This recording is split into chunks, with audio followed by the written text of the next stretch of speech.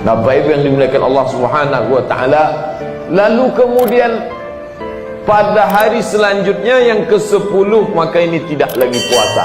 Lalu apa amal yang dilaksanakan pada 10? Maka ada amal lain. Apa dia? Maka dalam hadis disebutkan ma'amila adamiyun min amalin.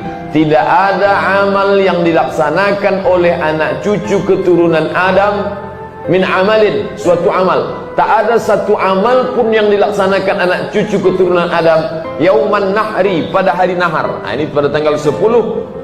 Ahabbu ilallah, yang lebih dicintai Allah, min iraqatid dam, menumpahkan darah.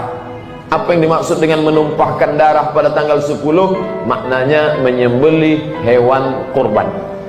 Wa innaha la ta'ti yaumal qiyamah, nanti hewan kurban itu akan datang pada hari kiamat, biquruniha wa ash'ariha wa azlafiha. Qurun, tanduk, ash'ar, bulu, azlaf, kuku. Nanti hewan kurban itu akan datang pada hari kiamat dengan tanduk, dengan bulu dan dengan kukunya. Untuk apa? Menjadi saksi di hadapan Allah, ya Allah, hambamu ini sudah beramal dengan amal yang utama pada hari yang utama. Kenapa yang disebut itu tanduk, bulu dan kuku?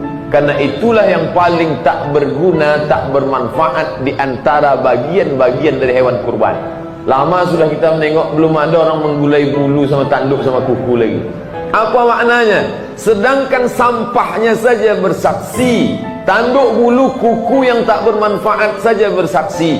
Kalau tanduk bulu kuku saja bersaksi, apalagi dagingnya, lemaknya, tulangnya, kulitnya.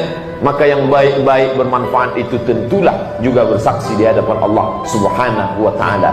Lalu kemudian wa inna dama la yaqa'u minallah bimakan qabla an yaqa'a minal ardi.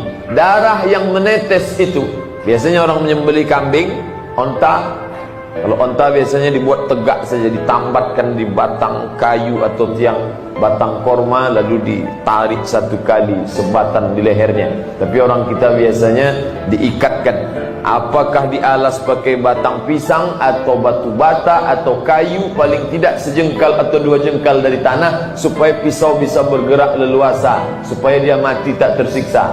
Menetes darah itu jatuh ke bawah. Berapa detik waktu yang dibutuhkan untuk menetesnya darah ke bawah? Paling 2 atau 3 detik. Maka meneteslah darah dari leher hewan kurban itu jatuh ke tanah. Maka apa kata Nabi? Wa inna dama la yaqa'u minallah bimakan qabla an yaqa' minal ardi. Sebelum darah itu menetes jatuh ke tanah, sebagaimana cepatnya darah itu menetes jatuh ke tanah, ada yang lebih cepat lagi. Apa itu? Ampunan Allah untuk orang yang menyembelih hewan kurban. Selama ini kita mohon ampun kepada Allah, astagfirullah.